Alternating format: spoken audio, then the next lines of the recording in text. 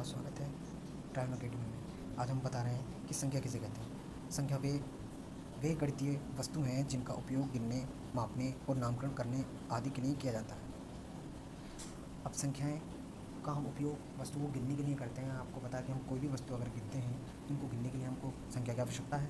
किस चीज़ को मापते हैं तो किसी लंबाई मापते हैं, जैसे कि मान लीजिए पेंसिल है, उसकी जो लंबाई है वो 5 सेंटीमीटर है, तो उसको मापने के लिए हमें स्केल तो चाहिए। लेकिन जब स्केल में जो नंबर्स हैं वो भी तो आवश्यकता है, उनकी तो आवश्यकता है, तो हमें वो भी चाहिए। तो इस तरह से जो संख्याएँ हैं वो हम यूज़ करते हैं। अब संख्याएँ जो है वो किन से मिलकर बनी है। आप जानते हैं कि संख्याएँ अंकों से मिलकर बनी हुई हैं, और वो अंक कितने हैं? 10 हैं। 10 अंक कौन कौन से हैं? 0 1 2 3 4 5 6 7 8 9। 0 1 2 3 4 5 6 7 8 9। अब आप सोचेंगे कि 10 क्यों नहीं? भैया 10 1 और 0 से मिलकर बनी है, तो इसलिए 1 और 0 तो पहले ही हम बोल चुके हैं कि 1 0 1 2 3 4 5 6 7 8 9, तो इसमें 10 नहीं। वो 10 अंक कौन कौन से हैं? 0 1 2 3 4 5 6 7 8 9। अब इन्हीं से ही मिला के हम सारी संख्याएँ बनाते हैं। आप देख लीजिए, मान लीजिए 10 है, 10 की बात अभी हमने करी, तो फिर से एक बार 10 की एक बार बात करते हैं। तो 10 है, 10 में 1 और 0 अंक हैं, इनसे मिलकर 10 बन गया।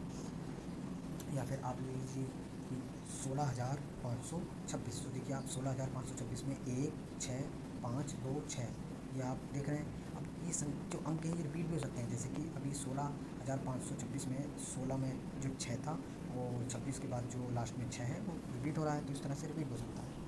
तो हम कह सकते हैं कि जो संख्याएं हैं वो 10 अंक से मिलकर बनती हैं। अब संख्याओं के कुछ प्रकार हैं, आप जानते हैं ही होंगे कि प्राकृतिक संख्या होता है, सम संख्या होता है, विषम संख्या होता है, पूर्णांक संख्या होता है, पूर्ण संख्या होता है, भाज्य संख्या होता है, अभाज्य संख्या होता है, सहभाज्य संख्या, परिमेय संख्या, अपरिमेय संख्या, वास्तविक संख्या, अवास्तविक संख्या है। अब देखिए एक एक हर एक टाइप को डिटेल से समझते हैं। प्राकृतिक संख्याएं कौन सी होती हैं? प्राकृतिक संख्याएं वे संख्याएं होती हैं जो 1 से स्टार्ट होकर अनंत तक चलती रहती हैं। जैसे कौन कौन सी?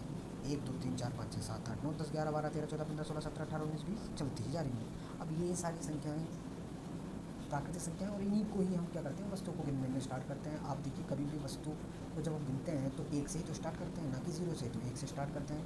आप कोई भी वस्तु को गिने तो इस तरह से गिनेंगे कि 1 2 3 4 5 6। मान लीजिए आपके पास कुछ नोटबुक्स हैं, और मैं आपसे कहूँ बताइए कितनी नोटबुक्स हैं, तो आप 1 से स्टार्ट करेंगे गिनना, ना कि 0 से। ठीक है, तो इस तरह से 1 2 3 4 5 6 7 8 9 ये सभी क्या है? प्राकृतिक संख्या है। अब देखिए सम संख्याएं क्या है? सम संख्याएं वे संख्याएं हैं जो कि 2 से पूर्णतः विभाजित हो जाती हैं। 2 से पूर्णतः विभाजित होने का अर्थ यह है कि अगर हम किसी संख्या को 2 से भाग करें तो हमारा जो शेषफल है वो 0 आए, तब वह संख्या क्या होगी? सम संख्या होगी। तो 2 सम संख्या, 2 एक खुद संख्या है जो कि क्या है? सम संख्या है।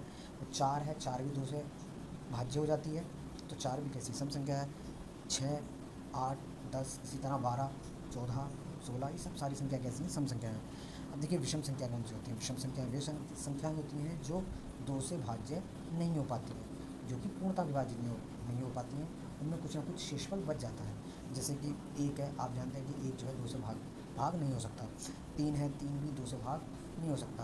3 से आप भाग देंगे, अगर 3 को 2 से भाग देंगे तो आप कितना आएगा? 1.5 आएगा। तो इसका मतलब क्या है? वो पूर्णतः विभाजित नहीं हुई है। भाग होने का मतलब यह है कि वो पॉइंट में नहीं आना चाहिए, वो पूरी भाग होनी चाहिए। भागफल वो डेसिमल्स में नहीं आना चाहिए, वो एक पूर्ण संख्या आना चाहिए।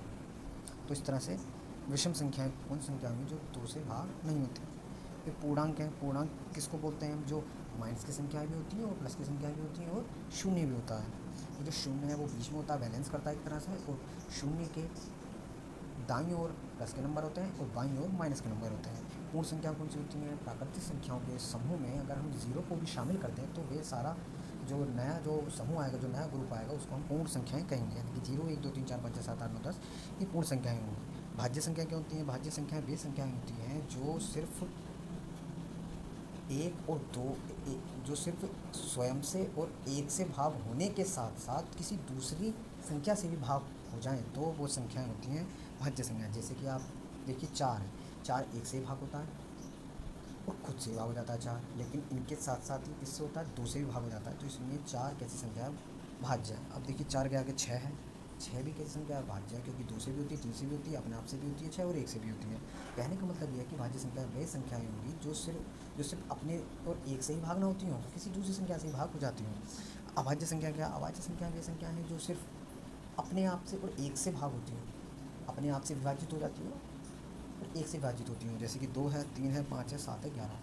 अब देखिए 2 जो है वो सिर्फ अपने आप से और 1 से विभाजित होती है। क्या कोई और संख्या है इसको जो भाग कर सकती हो? नहीं है। 3 है, 3 भी जो है अपने आप से और 1 से भाग होती है। 5 भी अपने आप से और 1 से भाग होती है। तो इस तरह यह अभाज्य संख्या है। अब देखिए आप इसको ध्यान से देखना कि अभाज्य संख्याएं और भाज्य संख्याओं में एक शामिल नहीं है। इसका मतलब यह है कि एक जो है ना तो भाज्य है और ना ही अभाज्य है। और जो 2 है वो कैसी संख्या? अभाज्य संख्या है। और 2 कैसी संख्या है? सम संख्या भी है। अब आप देखेंगे कि इसमें भाज्य संख्याओं में और अभाज्य संख्याओं में 2 सबसे छोटी संख्या है और 2 कैसी अभाज्य संख्या है। तो सबसे छोटी अभाज्य संख्या कौन सी है?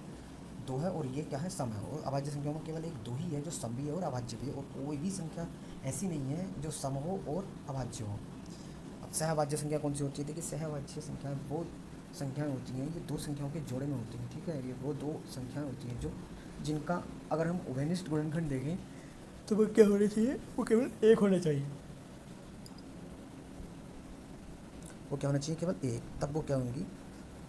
सहअभाज्य संख्याएं कहलाएंगी। परिमेय संख्या कौन सी होती है? परिमेय संख्या वे संख्याएं होती हैं जो p बटा q के रूप में लिखी जा सकती हों, जिसमें p जो है अंश है और q हर है। और q कभी भी 0 नहीं होना चाहिए और p और q दोनों के दोनों कैसे होने चाहिए? पूर्णांक होने चाहिए। और अपरिमेय संख्या कौन सी होती हैं? अपरिमेय संख्या वे संख्या होती हैं जो p बटा q के रूप में नहीं लिखी जा सकती हों। वास्तविक संख्या कौन सी होती हैं? वास्तविक संख्या वे संख्याएं होती हैं जो रूट की भी होती हैं, अपरिमेय भी होती हैं, परिमेय भी होती हैं, सहअभाज्य भी होती हैं, अभाज्य भी होती हैं, सम भी होती हैं, विषम भी होती हैं, प्राकृतिक संख्या भी होती हैं। एक तरह से सभी संख्याएं वो वास्तविक संख्याएं हैं। सभी संख्याओं का जो समूह है वो वास्तविक संख्याएं हैं। लेकिन